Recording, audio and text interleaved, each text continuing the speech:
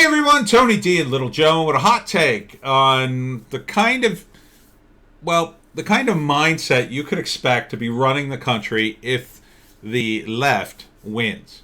So here's something some left-leaning folks did. Reward offered for information on who put a Trump 2020 sticker on a bear. Because that's important. This is in North Carolina. A local group of activists are outraged after a black bear was recently seen in Asheville with a political sticker on its collar. Apparently they're not outraged about the collar or the little tracking things on his ears. They're just outraged about the sticker because it's all about Trump all the time. And they're offering a $5,000 reward if you can tell us who did it. What evil Trump supporter put a sticker on a bear? Oh my God. Yeah, this is what you're dealing with. Here's something else you're dealing with. Clyburn. Trump is not planning to leave the White House. He is Mussolini. See, Democrats can see into the future. And the majority whip, James Clyburn, he can see into the future. And, Trump won't leave the White House. Oh. You know, this is typical. I mean, they compared Bush and Obama to the bad guy in Germany. And now, you know, they've done that to Trump so many times, they've had to move on to Mussolini. Let me tell you what fascists do to their enemies. They line them up against the wall and they shoot them. That's what they do. Trump never did that. Obama never did that. Bush never did that. We don't have that in this country. Calm the F down. Here's a Daily Mail article. Black driver demands white BLM protesters stop blocking road in Austin so he can go to work to provide for his kids. Yep, this is pretty much the state of Black Lives Matter. It's mostly run by white people, annoying black people trying to go to work. A few days ago, they stopped a car full of people. One of them was pregnant and trying to get to the hospital. And when they told the protesters that, rather than being human beings and getting out of the way so they could get to the hospital, they said, no, we need to have a talk about race. I don't have the article pulled up. I forgot where it was, but something like that. And this is the state of the left. These people are all leftists, every one of them. You know, except the black driver, obviously. And the pregnant woman, obviously. And probably the baby. California Democrats to propose raising top state tax rate to 16.8%. So enjoy that, California. I'm sure that won't drive a bunch of people out of your state, thereby crushing the tax base even more, causing them to up it again, rather than say, I don't know, cut some of the more expensive programs in California. Here's the Minneapolis Police Department. Remember this? This is where George Floyd died and was killed by an officer. Maybe, kinda. Definitely contributed to his death.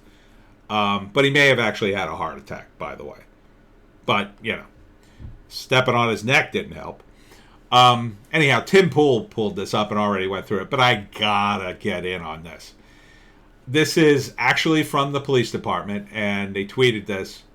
100 robberies and 20 carjackings have been reported to the 3rd precinct in July alone. That's like more than 3 robberies a day and almost a carjacking a day. This is in downtown and southwest Minneapolis. Oh no, that's in the 3rd precinct, which is downtown and southwest is somewhere else. But they give you prevention tips for robberies. Listen to this, and I'll give you a few of mine. Do not walk alone. Okay, sensible. I mean, if you can, but you can't always do that, right? Be hyper aware of your surroundings at all time. Pay attention. Absolutely. Absolutely. Carry only items you need. Carry less cash. Probably. Again, sometimes you can't. If you're going to carry anything, if you have one, carry a gun, I would say. But I don't know what the laws are in Minneapolis, so don't quote me on that. Be prepared to give up your cell phone and purse/wallet. Yeah, just be prepared to give up, people, because we ain't helping you. Have keys already in your hand as you approach your car.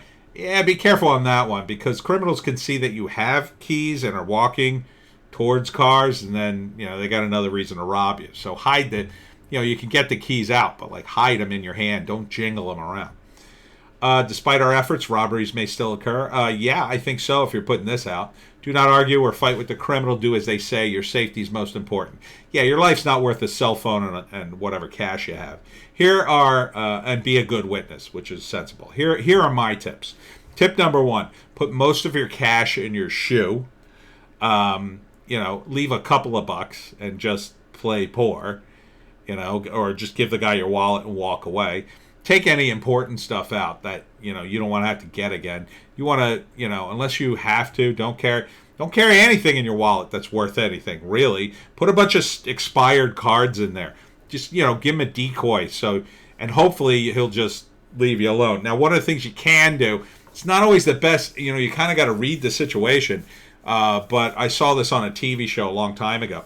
You can take your wallet and cell phone or whatever, and throw it in the opposite direction of the mugger.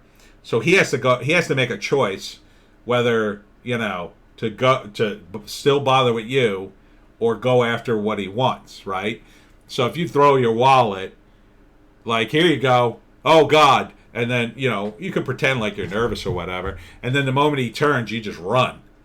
But I think the biggest tip is dress like a scumbag.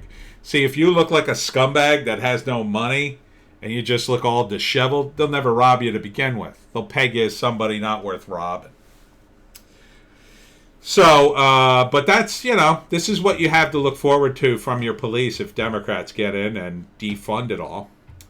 And you wonder why Democrats can't do economics. Well, part of it is they don't believe in numbers, really. They believe numbers are racist and colonial. Here's James Lindsay, expert on wokeness, arguing with people on Twitter about 2 + 2 = 4. Response is, nope, the idea of 2 + 2 = 4 is cultural. And because of Western imperialism and colonization, we think of it as the only way of knowing. Yes, 2 + 2 could be anything. And as James jokes, 4 is the colonizer's number. And then in another tweet, he put 2 + 2, a perspective in white Western mathematics that marginalizes other possible values, which is part of his woke tweet from before. And the woman who, I believe this is the woman who wrote the 1619 Project, which is this bizarre thing the New York Times put out about how the United States is just a slaveocracy that started in 1619, even though that's like complete, utter nonsense. But she tweets, using Arabic numbers to try to make a point about white Western superiority is just so damn classic. Oh, you're so smart. You're so wonderful and so woke. These are the people you're dealing with. You're dealing with woke-tards who can't even admit that 2 + 2 = 4 because there's some crazy racial, intersectional, feminist reason. So these people are not fans of reason and logic. You cannot reason with them. They're like woke Terminators. Only, instead of guns, they use their rhetoric, and instead of shooting you, they just destroy your life, make it impossible for you to work, and cancel you. So, I don't know about you, but I'm not voting for a Democrat ever again.